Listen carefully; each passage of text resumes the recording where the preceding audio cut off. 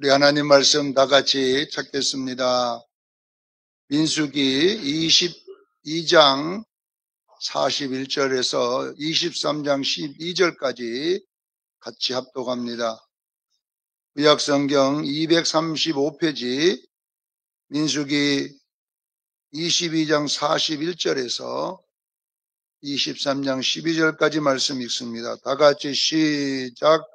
아침에 발락이 발람과 함께 하고 그를 인도하여 바알의 산당에 이르매 발람이 거기서 이스라엘 백성의 진 끝까지 보니라. 발람이 발락에게 이르되 나를 위하여 여기 제단 7을 쌓고 거기 수송아지 7마리와 수양 7마리를 준비하소서 하매 발락이 발람의 말대로 준비한 후에 발락과 발람이 제단에 수송아지와 수양을 드리니라. 발람이 발락에게 이르되 당신의 재물을 곁에서 쏘소. 나는 저리로 가리이다. 여호와께 혹시 오셔서 나를 만나시리니 그가 내게 지시하신 것은 나 당신에게 알리리이다 하고 언덕길로 가니 하나님이 발람에게 임하시는지라. 발람이 아뢰되 내가 7제단을 쌓고 각 제단에 수송아지와 수양을 들었나이다. 여호와께서 발람의 입에 말씀을 주시며 이르시되 발락에게 돌아가서 이렇게 말할지니라. 그가 발락에게로 돌아간즉 발락이 모압의 모든 고관이 번제물 곁에 함께 섰더라. 발람이 예언을 전하여 말하되 발락이 나를 알아서 모압 왕 동쪽 산에 데려다가 이르기를 와서 나를 위하여 야곱을 저주하라. 와서 이스라엘을 꾸짖으라 하도다. 하나님이 저주하지 않으신 자를 내가 어찌 저주하며 여호와께서 꾸짖지 않으신 자를 내가 어찌 꾸짖으라. 내가 바위 위에서 그를 보며 작은 산에서 그들을 보리니 이 백성은 홀로 살 것이라. 그를 여러 민족 중에 하나로 여기지 아니하리로다.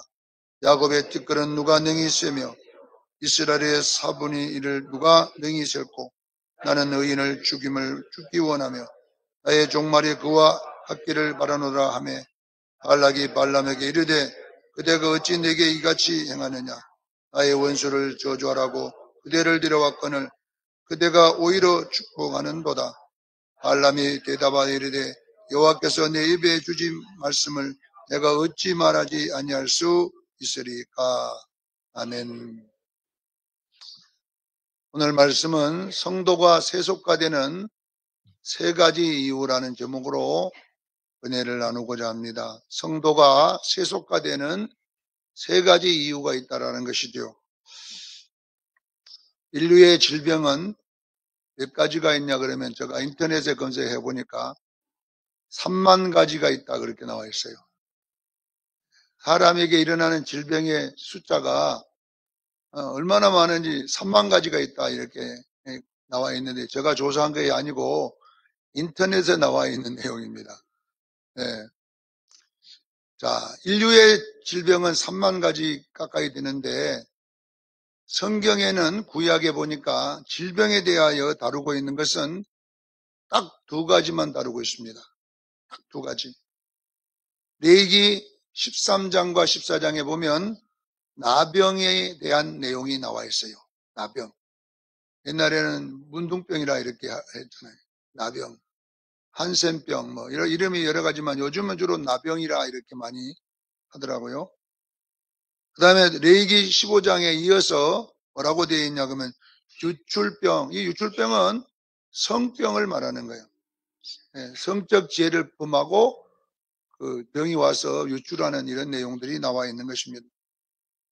자, 성경에 보면 이 2병에 걸리는 것을 어떻게 해결하고 어떻게 할 것인가를 자세히 기록해 놨는데요.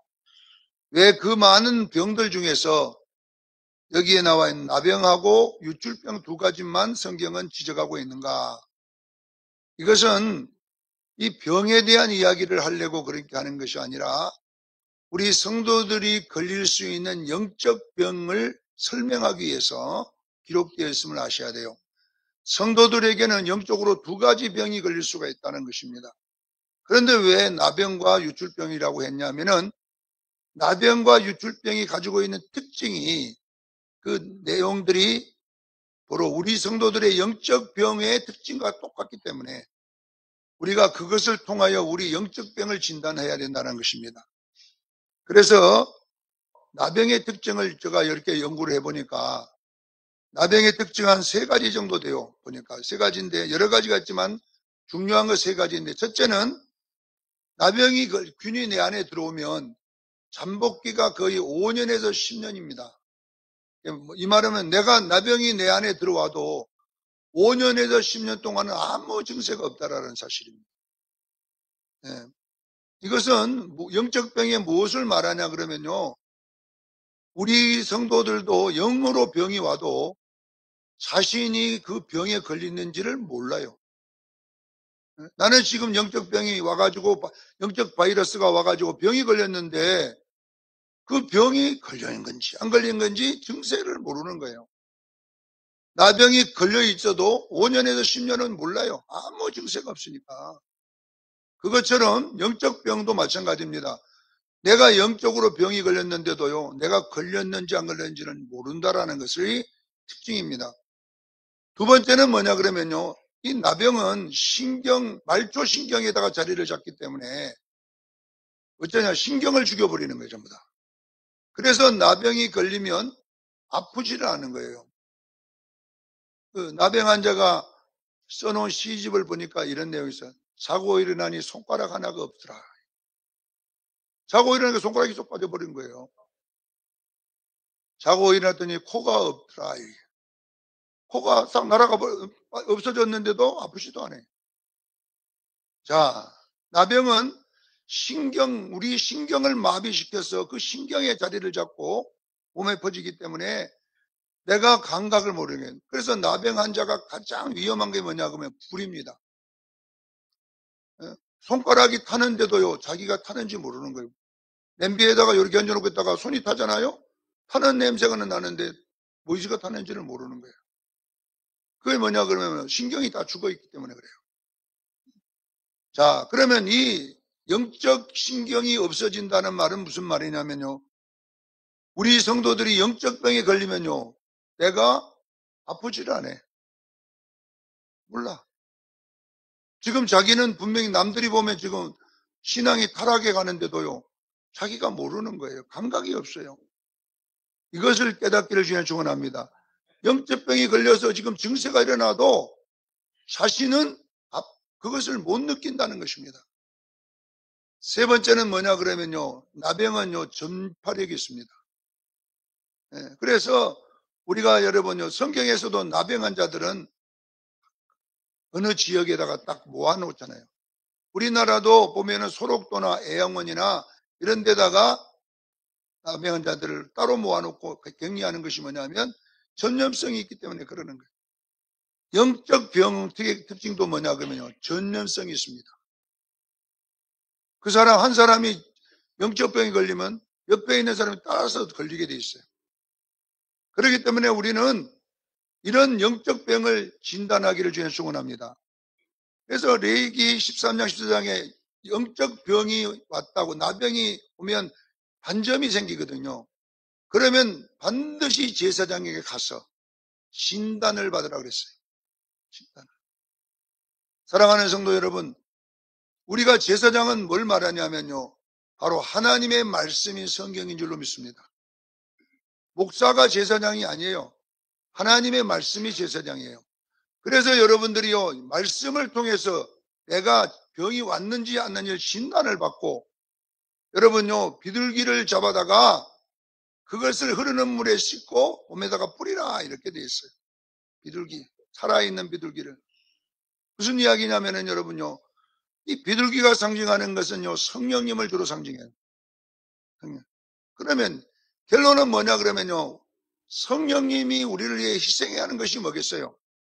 결론은 우리에게 은혜를 주시는 줄로 믿으시기를 바랍니다. 여러분요, 하여튼 은혜 받으려고 애를 써야 돼요. 성령 충만 받기를 예수 이름으로 축원합니다. 영적 병이 걸리면 내가 성령으로 회복할 수밖에 없어요. 말씀을 받고 기도하면서 하나님 나에게 은혜와 성령을 충만하게 해주셔서, 그래야지 여러분이 영적 병에서 벗어날 줄로 믿습니다. 이것이 나병이 가지고 있는 특징과 영적 병의 특징이 똑같기 때문에 성경에 그렇게 해놓은 것인 줄로 알기를 바랍니다. 오늘 본문은 내가 세속화되는 세 가지 방법이라는 방법 설교인데요. 자, 유출병, 레위기 15장에 나와 있는 이 유출병은 무슨 병이냐면요. 성도들이 가장 세속화되는 병이 뭐냐 그러면 유출병이에요. 유출병은 세속화의 특징을 가장 잘 나타내는 것이 유출병인데요. 자, 이 유출병인 성병은 나병하고 약간 반대입니다. 나병은 잠복기가 엄청나게 길잖아요. 근데 이 성병은 잠복기가 너무 짧아요. 성병에 걸리고 한 일주일 안에 증세가 나타나기 시작합니다. 증세가. 그리고 여러분 그 사람하고 접촉을 하면 그 사람도 또 걸리는 거예요. 전파력이 있어요. 여러분 에이즈 걸린 사람하고 같이 잡으려면 또 에이즈 걸려버리는 거예요. 그냥 옮겨 붙은 거 이것이. 자, 그러면 이것을 우리가 영적인 걸로 우리가 다시 바꾸어서 해석해 보면 뭐냐면요. 우리 대한민국이 여러분 130년 됐는데 기독교가 들어온 지가요. 지금요 타락이 여러분요 10년 20년 만에 완전히 타락해 버리는 거예요. 세속화돼 버리는 거예요. 즉시 말하면요 내가 열심히 신앙생활 50년 60년 해도요 세속화되는 데는요 한 1년 만에 그렇게 돼버릴 수가 있어요. 1년 만에 갑자기 될 수 있어요. 그래서 우리는 여러분요 나병도 무섭지만은 가장 교회의 치명타는 뭐냐면 세속화병입니다. 우리는 여러분 세속화되지 말아야 될 줄로 믿습니다. 네, 그리고 전파력이 너무 강하다 보니까 어느 교회가 세속화되면 같이 따라서 세속화돼 버리는 거예요. 우리 수정교인들은 사람을 따라가는 게 아니라 말씀 따라가기를 바랍니다. 다른 교회가 그런다고 해서 우리가 따라가면 안 되고 우리는 다른 교회가 우리의 모델이 아니에요. 우리는요 말씀이 모델인 줄로 믿습니다. 말씀 따라가야 돼요. 왜? 세속화 안 되기 위해서. 한국교회도 마찬가지입니다. 너무나 빠르게 교회가 세속화되고요. 제가 신학 교수들이 신학생들 모여놓고 설교가 가르치는 게 목사 되지 마라. 네? 목사 되지 마라. 목회하지 마라. 그러면 뭐 때문에 신학생들 교수합니까?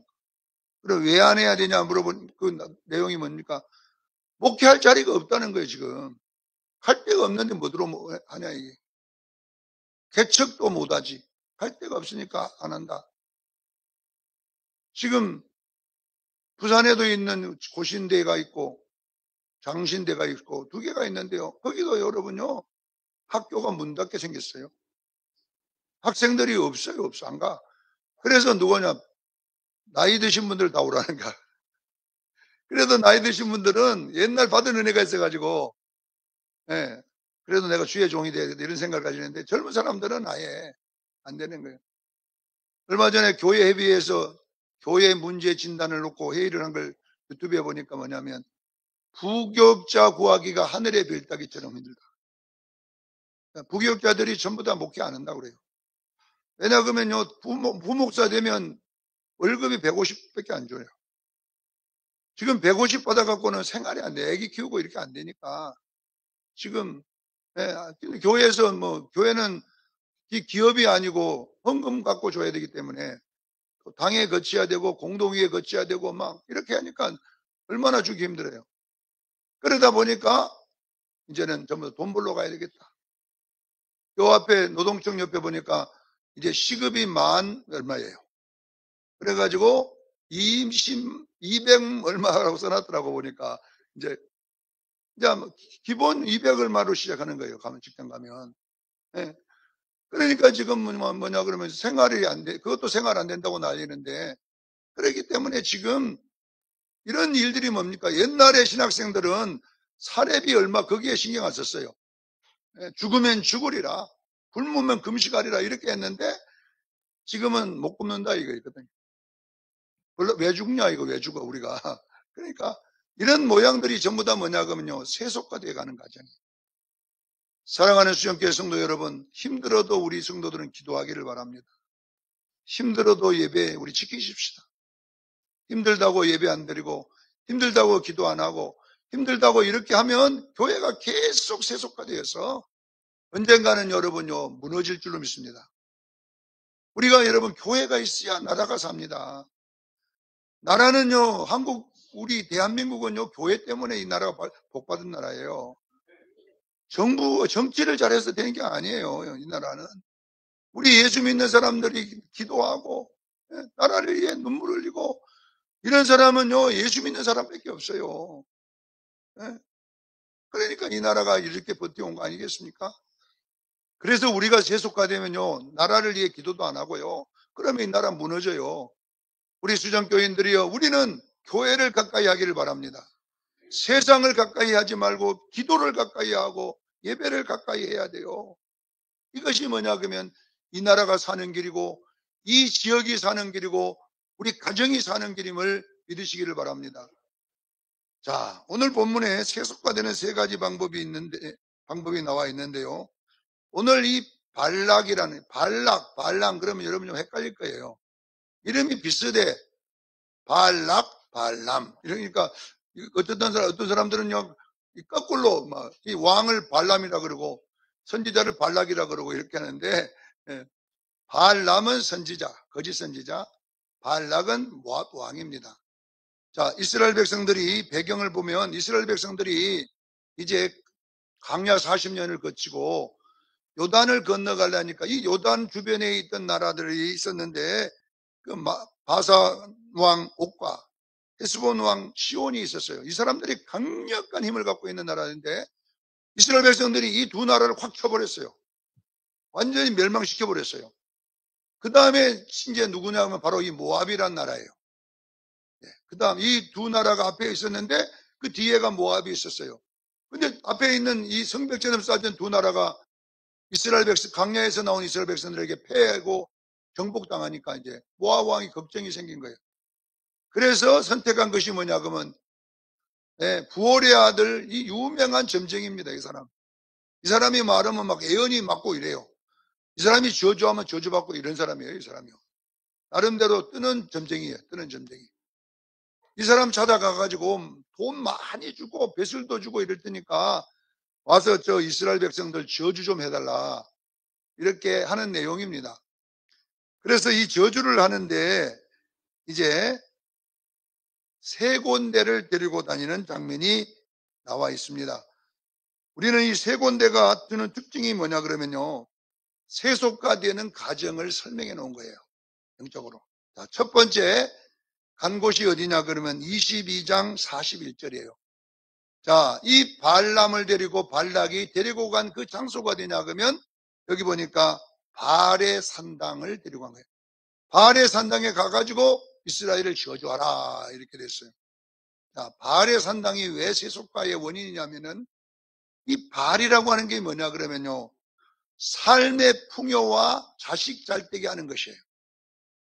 발신이라고 하는 것은 가나안 땅이나 애굽 땅에서 이 신이 무슨 신이냐 그러면 생활의 신으로서 생활을 잘되게 하고 풍요를 주고 농사를 잘되게 하고 자식을 많이 놓도록 해주는 신이라고 생각했어요. 그러면 이 신이 주는 상징이 뭐냐 그러면요 우리가 이 땅에서 잘 먹고 잘 살기 위해서 부지런히 일하는 거 좋아요. 이 땅에서 여러분 재산을 누리기 위해서 열심히 일하는 것 좋지만은 신앙은 지켜야 될 줄로 믿습니다. 그런데 문제가 뭐냐 그러면요 이 세상 일에 너무 바쁘다 보면요 예배가 재미가 없어져요. 너무 돈에 집착하여 그쪽으로 가다 보면 여러분요 기도가 힘들어 안 돼요. 우리가 여러분 한국 교회가 왜 세속화되냐 그러면요 우리가 잘 먹고 잘 살겠다고 막 계속 돈 버는데 너무 집중하다 보니까 육신이 피곤하니까 결론은 기도도 하기 싫고 아이고 예배도 힘들다 이렇게 하다 보니까 결론은 뭐 어떻게 됩니까? 예배와 기도가 죽어버리는 거예요. 사랑하는 수영교회 성도 여러분, 우리 수영교회 성도들은요 신앙의 1번이 뭐냐 예배 회복입니다. 예배를 열심히 드리고 기도하고 우리가 하나님 앞에 열심히 일하면요 어쩌면 세속화되어 가는 것보다 더 큰 축복을 줄 줄로 믿습니다.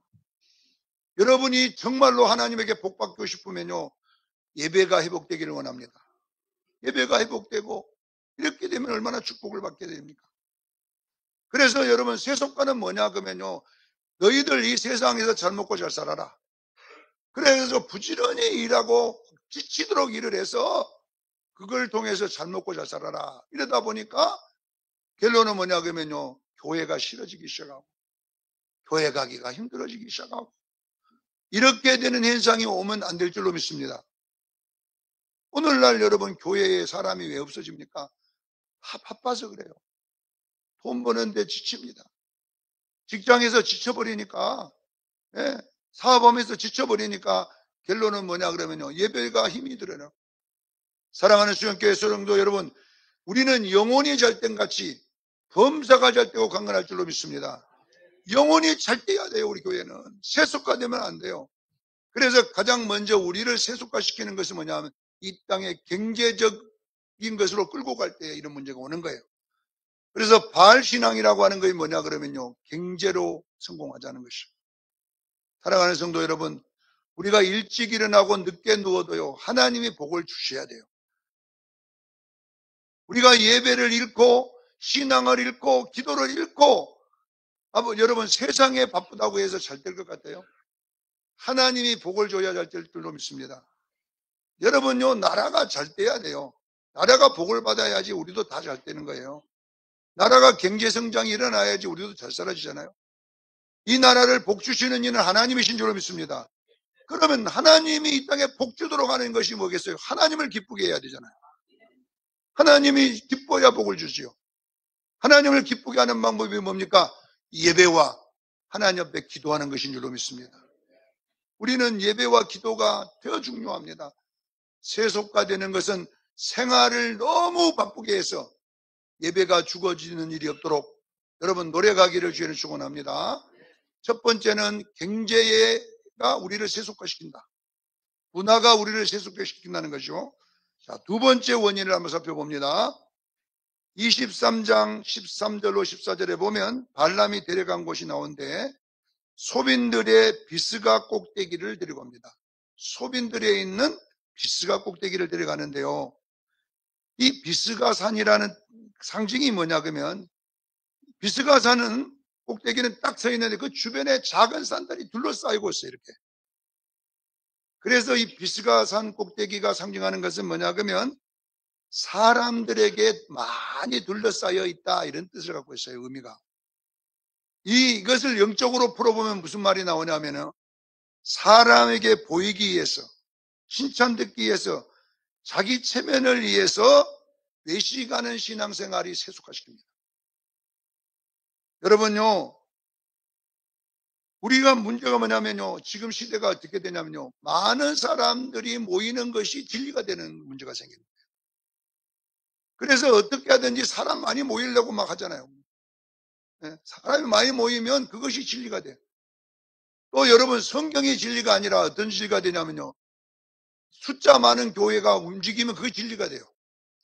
숫자 많은 교회가 어떤 행정을 딱 바꿔가지고 만약에 오후 예배 없애버리자, 그리고 오전 예배만 드리면요, 작은 교회는 그거 줄줄 따라가요. 이것이 뭐냐 그러면 여러분요, 문제예요. 우리 수정교인들은요, 사람에게 맞추지 말고 하나님의 말씀에 맞추기를 바랍니다. 모든 사람들이 그 길로 갈지라도 성경이 아니면 우리는 안 따라가야 됩니다. 이것이 바로 비스가 산 꼭대기가 상징하는 것이에요. 수많은 사람들이 옳다고 해도 말씀이 옳지 않다면 옳지 않는 것입니다.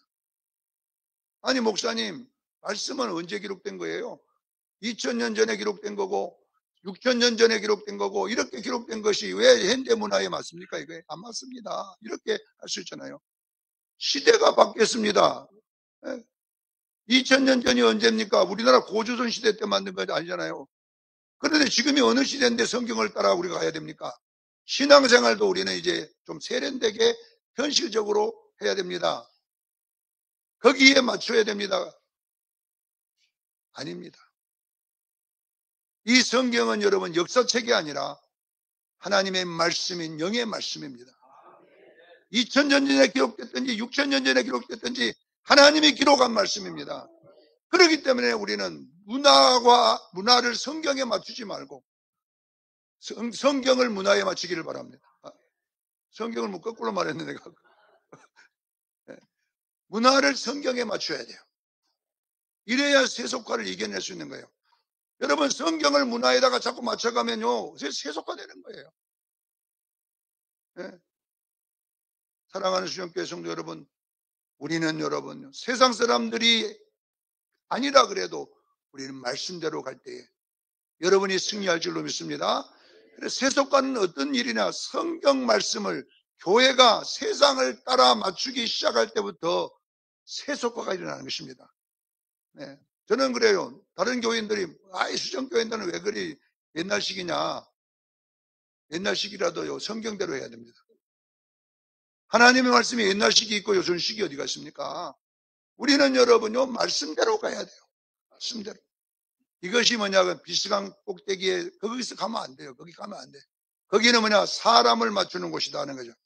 자, 세 번째 데려간 곳이 나옵니다. 23장 28절에 보면 부올의 꼭대기 그랬어요. 광야가 내려다 보이는 부올산 꼭대기에 데리고 갔다.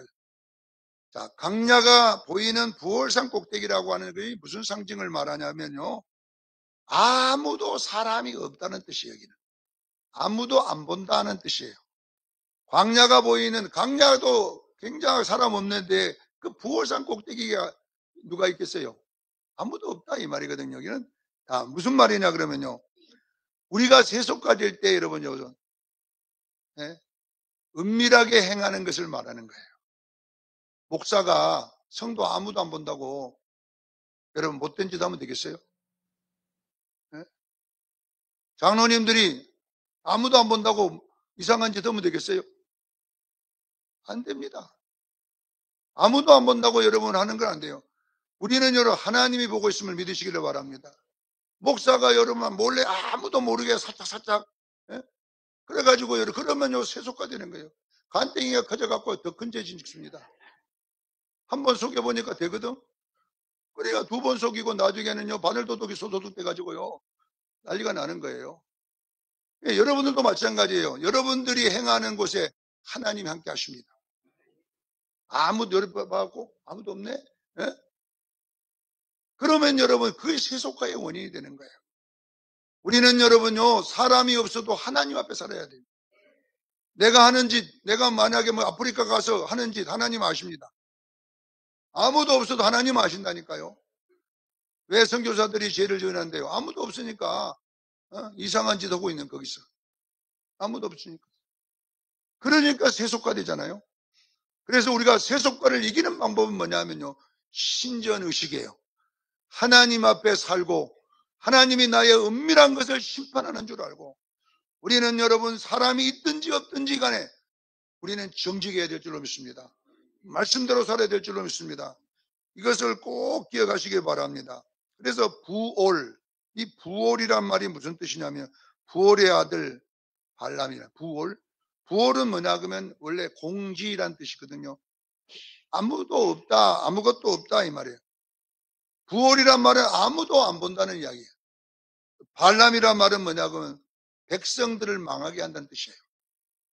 그러니까 결국은 뭐야, 이 성도들을 망하게 하는 원인이 뭔지 아세요? 하나님 앞에 살지 않기 때문에 그래요. 사랑하는 성도 여러분, 그분은 은밀한 것을 심판하는 분입니다. 여러분, 부올의 아들 발람이 되면 안 돼요. 부올이란 말은 뭡니까? 아무도 안 본다 이 말이거든요. 발람이 이스라엘 저주할 때 아무도 안 본다고 할 줄 알자. 하나님이 보고 있잖아요. 발람아, 왜 네가 내가 저주하지 않은 복주는 백성을 저주해? 이렇게 해갖고 그 입을 다물게 만들잖아요. 하나님은요 보고 계셔요. 사랑하는 수영교회 성도 여러분, 우리 수영교인들은 늘 하나님 앞에서 말하기를 저는 축원합니다. 아무도 안 본다고 말 함부로 하면 안 되는 거예요. 분명히 내가 한 말에 네가 책임지겠냐? 네가 말한 것을 내가 심판할 때 네가 책임지겠느냐? 이렇게 묻는다고 믿으셔야 돼요. 믿어야 여러분들이 세속화 되지 않을 줄로 믿습니다. 믿어야 죄를 이기는 것입니다. 꼭 기억하시고, 발락이 발람을 데리고 다니는 이 세 곳은 우리를 세속화시키는 원인들을 이렇게 조밀하게 기록해 놓은 것입니다. 우리 수정교인들은 경제를 따라가지 말고 믿음을 따라가기를 주님 축원합니다. 예배를 따라가기를 바랍니다. 두 번째는 뭐냐 그러면요, 사람을 따라가지 말기를 바랍니다. 많은 사람들이 간다고 해서 말씀이 아니면 정지해야 되고, 우리는 말씀 따라가기를 원합니다. 세 번째는 뭐냐 그러면 아무도 없다고 내 마음대로 하면 안 되고, 하나님 앞에서 정직하게 행할 때에 교회가 지켜지고 믿음이 지켜지고 하나님께 영광이 될 줄로 믿습니다. 이 세 가지 꼭 붙잡고 승리하기를 예수 이름으로 축원합니다. 기도하겠습니다. 거룩하신 하나님,